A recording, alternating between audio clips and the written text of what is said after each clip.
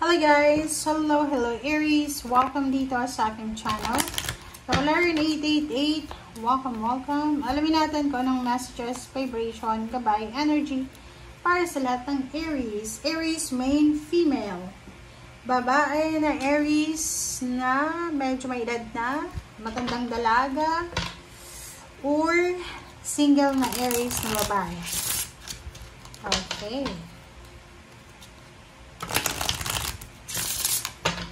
Possible na makatanggap ka Aries kung babae ka ng love proposal, or pwedeng makatanggap ka ng friendship or collaboration. OMG.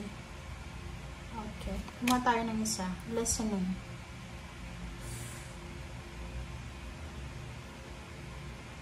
Kung babae ka na Aries, babaeng Aries sinasabi ng bara sa'yo na possible na may mga tao sa paligid mo na pwede kang i-trigger. Yung emotion mo parang pwede kang i-trigger nila. Yung mabilis kang magalit, mabilis kang mainis, parang ganun. Or babae or lalaki. So, kailangan nating makinig sa sinasabi ng ating intuition. And, huwag tayong basta-basta magre-react sa kung ano. Kasi normal yan sa ngayon. Alam mo ba yung mga tao ngayon? Hindi ko alam. Yun yung question ko diba? Ang dami-dami kong nababasa sa Facebook, lalo sa Facebook. Ang Facebook ngayon, sobrang toxic Yung parang hindi sila aware na makakasakit sila ng damdamin. Ang dami-dami ngayon. Hindi ko alam bakit. Ano bang nangyayari sa mundo? Ang daming mga harsh words na binabato nila sa kung kani-kanino. Like, if you're famous, if you're celebrity, or kahit politician, diba? Parang hindi na sila natatakot.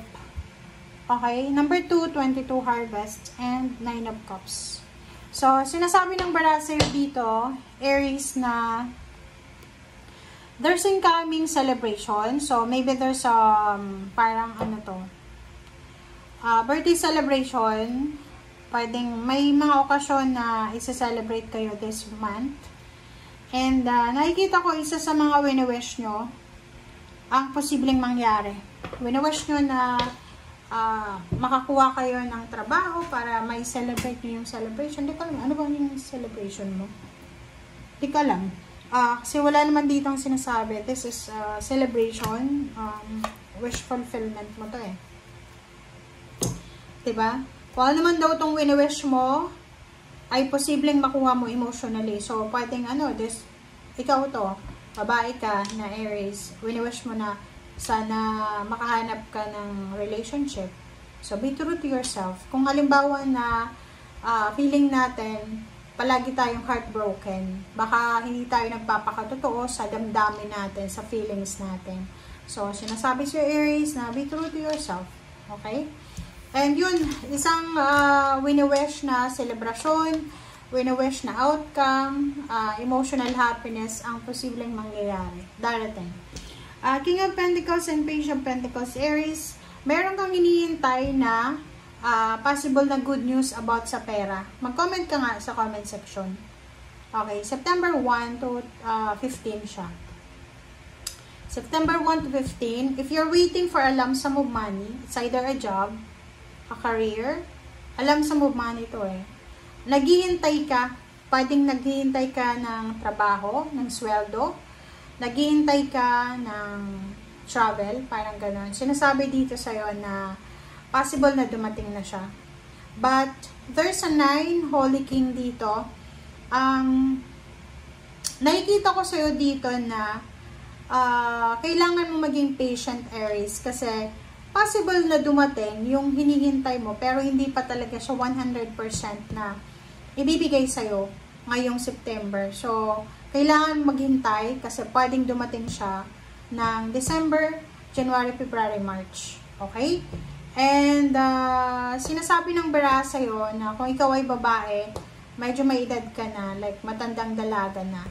And, hindi mo na talaga hinahanap yung relationship. Ayaw mo nang mag-asawa, ayaw mo nang magpakasal. But, by the month of December, January, February, March, may possible na lalaki na magkakagusto sa'yo or may mga tao na gustong makipagkaibigan sa'yo. So, maraming possible na pagbabago or mga unexpected na twist of events ang posibleng darating sa'yo, Aries. Okay? Alright, tingnan natin dito sa additional message.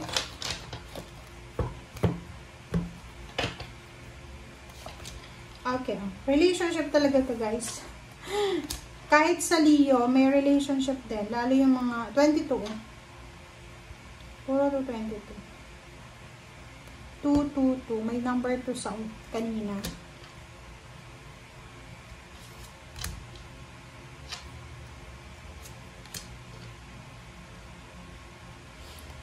Sa ilalim mo dito, oh.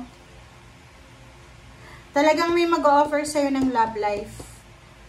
Friendship, collaboration, or anything na emotion siya, or pwedeng contractual relationship ba yan? Business, work, basta mayroon na mag-offer sa'yo.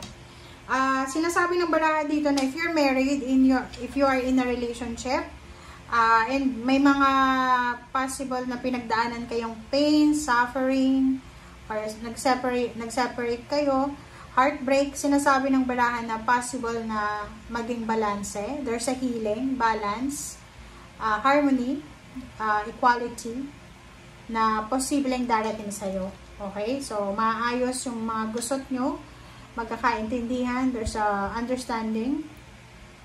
And nakikita ko sa'yo dito na yung mga nasaktan sa nakaraan, lalo na sa, like, halimbawa na naloko ka, na-scam ka sa pera, na-scam ka sa relationship, sinasabi ng baraha, don't worry, kasi there's parang result neto. So, there's incoming healing outcome. And nakikita ko siya dito na napaka-importante na sa September, kailangan mo, Aries, na makinig sa iyong intuition. Kasi yung intuition mo, siya yung makakatulong sa'yo para makarecover ka sa kung anong dapat makarecover ka. Okay? So, sa pink pera, ganun din. Kung makikita nyo to na 2 of Cups and then 2 of Pentacles, sinasabi ng baraha na huwag kang mag-aalala, Aries. Kasi maybe for several months or several years, hindi naging balance yung pera mo or yung kaperahan mo and yung relationship mo. But now, sinasabi na the universe will offer you balance. Balance between love and relationship, money, and oras na para makahinga ka naman ng maayos, diba? So, oras na para makapagpahinga ka, ma-restore kung ano yung nawala sa'yo, ma-recharge kung ano yung nawala sa'yo, and oras na para makuha mo yung abundance and prosperity na trinabaho mo. Okay? So, thank you guys for watching. Bye!